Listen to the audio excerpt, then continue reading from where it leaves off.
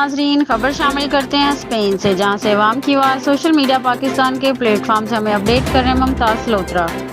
کشمیر یکجہتی forum Japan chairman شاہد مجید advocate کی جانب سے سفیر پاکستان ٹوکیو امتیاز احمد کی ریٹائرمنٹ کے موقع پر ان کے اعزاز میں دنیا بھر کی مشہور سیاحتی جگہ ٹوکیو ٹاور میں پاکستانی ریسٹورنٹ صدیق پیلس میں پروقار تقریب کا اہتمام کیا گیا،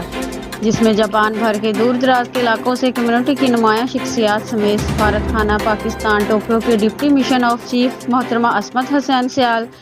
defence attache Imran Ali, commercial counsellor Tahir Cheema,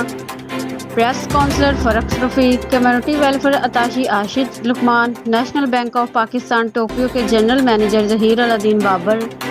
PIA کے senior officer Rana Waheed, NHK Japan Yamori Shoban اور دیگر دوستوں نے شرکت کی۔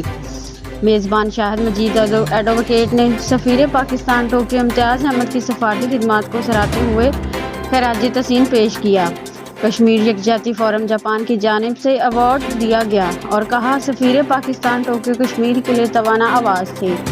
جاپان میں مقیم پاکستانی ان کی خدمت کو ہمیشہ یاد رکھیں گے۔ سفیر پاکستان ٹوکیو نے کشمیر یکجہتی فورم جاپان کے چیئرمین شاہد مجید ایڈوکیٹ کا شکریہ ادا کرتے ہوئے کہا کہ میں آخری دم تک کشمیر کاز کے لیے آواز بلند کرتا رہوں گا۔